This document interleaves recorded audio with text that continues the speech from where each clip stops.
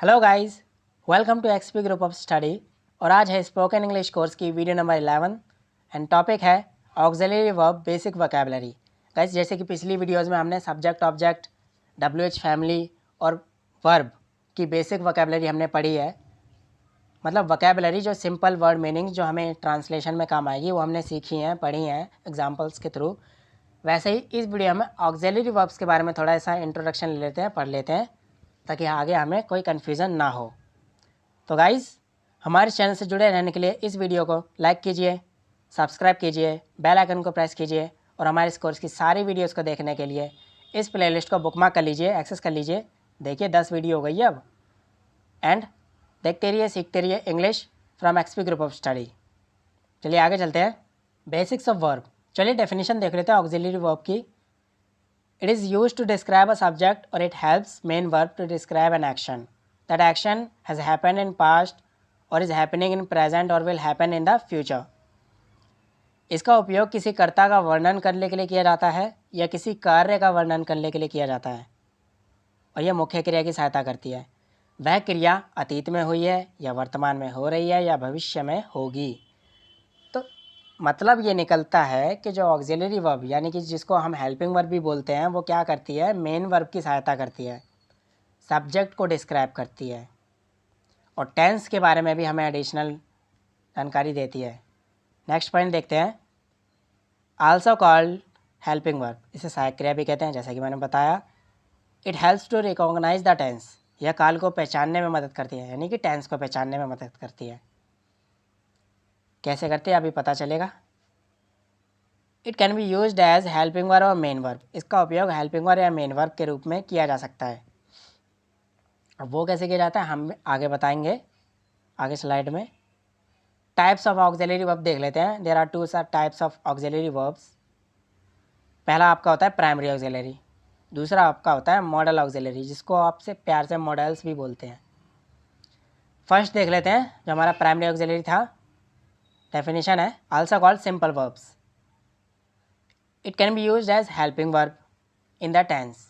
मतलब ये निकलता है कि हेल्पिंग वर्ब की तरह यूज़ होती है टेंस में। प्राइमरी ऑक्सिलरी जो है ना, हेल्पिंग वर्ब की तरह यूज़ होती है टेंस में और मेन वर्ब की तरह यूज़ होती है सिंपल सेंटेंस में। अब हेल्पिंग वर्ब और मेन वर्ब का डिफरेंस हमें पता है। टेंस और सिंपल सेंटेंस का मतलब क्या है, तो मैं बता दूं कि टेंस वो होता है जिसमें वर्ब आती है, आपकी कोई कार्य होता है और कार्य का समय भी होता है। सिंपल सेंटेंस में ऐसा नहीं होता, मेन वर्ब आपकी होती ही नहीं है, समय का कुछ होता नहीं है, कोई कॉन्सेप्ट नहीं होता समय का सिंपल सेंटेंस में। तो सबसे पहले हम सिंपल सेंटेंस पढ़ेंगे और उसके बाद टेंस पढ़ेंगे आने वाली वीडियोज़ में। उसके लिए ही ये वाले पॉइंट को बताना बहुत ज़रूरी था, यानी कि सिंपल सेंटेंस और टेंस सीखने के लिए ये पॉइंट को बताना बहुत ज़रूरी था। तो ये पॉइंट गांठ मार के याद कर लो बढ़िया से। Tenses have both helping verb and main verb. ये जो दो तीन पॉइंट है ना गाइस, ठीक से याद कर लेना। टेंसेस में सहायक क्रिया तथा मुख्य क्रिया दोनों होती हैं, ठीक है। हेल्पिंग वर्ब और मेन वर्ब दोनों होती हैं। Simple sentence do not have a main verb, so here helping verb acts as a main verb. Means साधारण वाक्यों में मुख्य क्रिया नहीं होती है, तो यहाँ जो सहायक क्रिया है ना, वो मुख्य क्रिया की तरह उपयोग की जाती है। समझ गए, मतलब मेन वर्ब नहीं होती, तो सहायक क्रियाएं जो हैं प्राइमरी, वो आपकी मेन वर्ब की तरह एक्ट करती हैं, उपयोग की जाती हैं।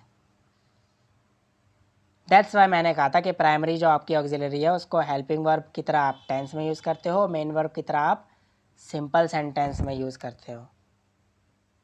चलिए एग्जाम्पल देख लेते हैं। Mohan was playing a flute, Mohan बांसुरी बजा रहा था। अब इसमें वॉज जो है आपकी प्राइमरी ऑक्सिलरी है। कोर्स के स्टार्टिंग में ही जो हमने बताया था कंपोनेंट ऑफ सेंटेंस, अगर आपने देखी है तो आप फाइंड आउट तुरंत कर सकते हो कौन सी हेल्पिंग वर्ब है, कौन सा सब्जेक्ट है, मेन वर्ब है, ईजिली। तो जाकर के वो देखो पहले, अगर नहीं देखी है तो आपने ये फाइंड आउट कर लिया। और यहाँ पे मेन वर्ब भी है, यानी कि ये टेंस का सेंटेंस है, तो इसमें आपकी दोनों चीज़ें हैं बिल्कुल, यानी कि हेल्पिंग वर्ब आपकी हेल्पिंग वर्ब की तरह यूज़ हुई है। Next, he is a good student, वह एक अच्छा छात्र है। अब यहाँ देखिए कोई काम तो नहीं हो रहा, मतलब ये टेंस नहीं है, ये है आपका सिंपल सेंटेंस जिसमें टाइम का, वर्ब का कोई कॉन्सेप्ट नहीं है। इसमें आपकी जो हेल्पिंग वर्ब है ना वो मेन वर्ब की तरह यूज़ हुई है, क्योंकि इसके बिना आपका सेंटेंस का कोई सेंस ही नहीं निकलेगा। ही अ गुड स्टूडेंट, कोई मतलब नहीं निकलता, जबकि मतलब ऐसे निकलेगा कि वह एक अच्छा छात्र है। He is a good student. Next देख लेते हैं, ये भी एक अलग ही एग्जाम्पल मैंने आपके लिए दिया है specially. Tree gives us fruits, पेड़ हमें फल देता है। अब देना आपकी मेन वर्ब हो गई, बट ये क्या, इसमें आपकी हेल्पिंग वर्ब नहीं है। ये सेंटेंस मैंने इसीलिए दिया है, इसमें हेल्पिंग वर्ब नहीं है, ये टेंस का सेंटेंस है।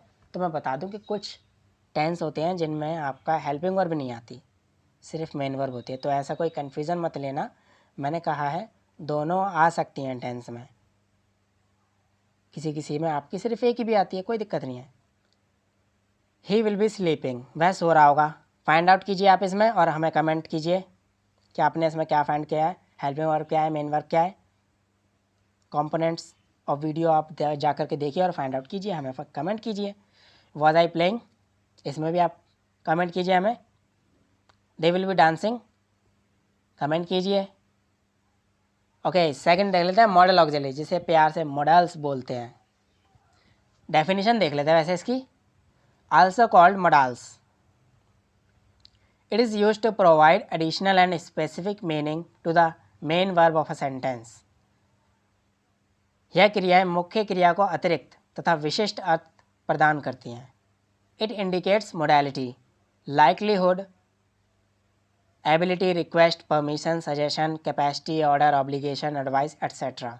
मीन्स यह क्रिया भाव के बारे में बताता है, जैसे कि संभावना, क्षमता, अनुरोध, अनुमति, सुझाव, आदेश, दायित्व, सलाह आदि। देखते हैं आगे, ज़्यादा समझ में आएगा वैसे।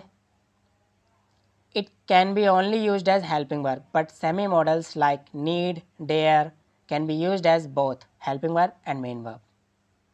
Means यह केवल helping verb के रूप में इस्तेमाल किया जा सकता है इन्हें, लेकिन जो अर्ध मॉडल यानी सेमी मॉडल जो होते हैं ना, नीड एंड डेयर, उनका उपयोग हेल्पिंग वर्ब और मेन वर्ब दोनों के रूप में कर सकते हैं। आगे बताएंगे ऐसा क्यों होता है भाई। एग्जाम्पल देखते हैं। शी कैन स्पीक संस्कृत, वह संस्कृत बोल सकती है। अब इसमें क्या बताया जा रहा है, उसकी एबिलिटी बताई जा रही है, योग्यता बताई जा रही है कि वह संस्कृत बोल सकती है, वह इस लायक है कि वह बोल सकती है। यहाँ पे यह ध्यान दीजिए कि काम कोई हो नहीं रहा है यहाँ पे ना, बोल नहीं रही है, बोल सकती है ऐसा बताया जा रहा है। ये होता है आपका मॉडल्स का कॉन्सेप्ट। कैन आपका है मॉडल। नेक्स्ट, मे आई कम इन, क्या मैं अंदर आ सकता हूँ। यहाँ पे भी वही है, सकना तो यहाँ पे भी है, बट ये पोलाइट वे में है। मैं आपका पोलाइट में यूज़ होता है, सकना इसकी भी हिंदी में होती है, मॉडल है ये। नेक्स्ट, यू मस्ट गो, तुम्हें अवश्य ही जाना चाहिए, इसमें ऑब्लिगेशन को दर्शा रहा है ये। Next, you shall get a price, तुम्हें इनाम मिलेगा। यहाँ पे क्या है, संभावना दर्शाई जा रही है और अगले को आश्वासन भी दिया जा रहा है कि तुमने अच्छा किया है, तुम्हें इनाम मिलेगा। Next, we should help the poor, हमें गरीबों की मदद करनी चाहिए। यहाँ पे क्या है, सजेशन दिया जा रहा है, सुझाव दिया जा रहा है, अच्छी सलाह दी जा रही है आपको कि हमारे पास अगर कुछ एक्स्ट्रा हो तो हमें गरीबों की मदद करनी चाहिए। तो कुछ ऑक्सिलरी वर्ब्स देख लेते हैं और उनकी फॉर्म्स देख लेते हैं। हाँ, बट हम इसमें पूरी पाँचों फॉर्म देखेंगे। मेन वर्ब में तो हमने सिर्फ 3 ही देखी थी, इसमें पाँचों देखेंगे क्योंकि हमें पाँचों ज़रूरी हैं। सबसे पहले हम फिर से बताते थे आपको, प्रेजेंट फॉर्म आपकी प्लूरल फॉर्म होती है, V1 बोलते हैं इसको, वर्ब की फर्स्ट फॉर्म। पास्ट फॉर्म आपकी V2 होती है, वर्ब की सेकंड फॉर्म। पास्ट पार्टिसिपल आपकी V3, वर्ब की third form. Present participle V4 यानी कि वर्ब की फोर्थ फॉर्म। इन्फिनेटिव आपकी V5 यानी कि वर्ब की फिफ्थ फॉर्म, सिंगुलर होती है ये। चलिए फर्स्ट ऑक्सिलरी वर्ब देखते हैं। होना, कुछ भी होता है वो, ये मैं बता दूं रूट वर्ब है, यानी कि मूल क्रिया है। इसी क्रिया से फॉर्म हो करके, बना करके, चेंज कर करके कई सारी वर्ब बनी है, तो इसको रूट वर्ब बोलते हैं। बी, ये है हमारी रूट वर्ब। प्रेजेंट फॉर्म में बी इस्तेमाल नहीं होती है, इसके रूप इस्तेमाल होते हैं एम एंड आर। पास्ट में वॉज एंड वर यानी कि बी का ही रूप वॉज एंड वर इस्तेमाल किया जाता है। थर्ड फॉर्म आपकी बीन होती है, बी की बीन बन जाती है। बी की फोर्थ फॉर्म है प्रेजेंट पार्टिसिपल जो बनती है बीइंग। फिफ्थ आपकी बनती है इज़। देखिए थोड़ा सा अजीब हो गया ना, मतलब बी से वॉज वर्ब बन गया, एम आर, बीन, और फिफ्थ में देखो तो इज़ बन गया। इज़ आपका बी का ही फॉर्म है, सिंगुलर में यूज़ करते हैं जब हम बी को तो इज़ यूज़ करते हैं। नेक्स्ट देखते हैं रखना, हैव मीन्स रखना। ओके, प्रेजेंट फॉर्म तो हैव ही है यानी कि फर्स्ट फॉर्म, सेकंड फॉर्म है हैड, थर्ड फॉर्म है हैड, फोर्थ फॉर्म इसकी हैविंग हो जाती है, फिफ्थ फॉर्म होती है has, singular form, singular use के लिए, सिंगुलर सब्जेक्ट के साथ यूज़ होती है। नेक्स्ट करना, ये भी हमारी रूट वर्ब है, ये तीनों हमारी रूट वर्ब हैं। Do present form, second form did, third form done, fourth form हमारी डूइंग, और फिफ्थ फॉर्म होती है डज। नेक्स्ट देखते हैं ज़रूरत होना, जैसे कि हमने बताया था पीछे, सेमी मॉडल भी है ये, नीड, ज़रूरत होना। नेक्स्ट हिम्मत करना, dare, second form dared, third form भी डेयर्ड है, फोर्थ फॉर्म डेयरिंग है, और फिफ्थ फॉर्म है डेयर्स, एस लगा करके सिंगुलर बना दिया। नेक्स्ट इच्छा करना, विल,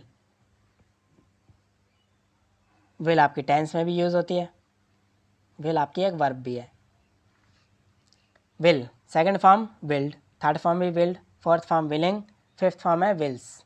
तो जैसा कि हमने इस वीडियो में ऑक्सिलरी वर्ब्स के बारे में पढ़ा, डेफिनेशन पढ़ी, उसके बारे में पढ़ा, और उसके टाइप्स पढ़े, primary auxiliary and model auxiliary, इनकी डेफिनेशन और टाइप्स पढ़े हमने, और जो ऑक्सिलरी वोकैबुलरी की वर्ड मीनिंग्स थी वो भी हमने देख लिए, इससे रिलेटेड जो होती हैं। अब हम देखते हैं जो फ्यूचर में हम इनके बारे में पढ़ेंगे, वो बता देता हूँ मैं पहले से आपको कि प्राइमरी ऑक्सिलरी हम क्या पढ़ेंगे, is, am are, was were, has, have, had, and do, does, did, ये हमारे सिंपल सेंटेंसेस के टॉपिक्स हैं। मॉडल ऑक्सिलरी में भी आप देख लो, आप क्या पढ़ोगे, can, could, may, might, should, must, ought to, will, shall, would, and need, dare, used to. तो गाइज़ ये वीडियो यहीं ख़त्म होती है, और अगर आप हमारे चैनल से जुड़े रहना चाहते हैं तो स्क्रीन पे हमने जो वीडियो रेकमेंड किया आप उन्हें देख सकते हैं, सीख सकते हैं। जैसा कि मैं हमेशा कहता हूँ, देखते रहिए, सीखते रहिए English from XP group of study. Next video में मिलते हैं, तब तक के लिए धन्यवाद।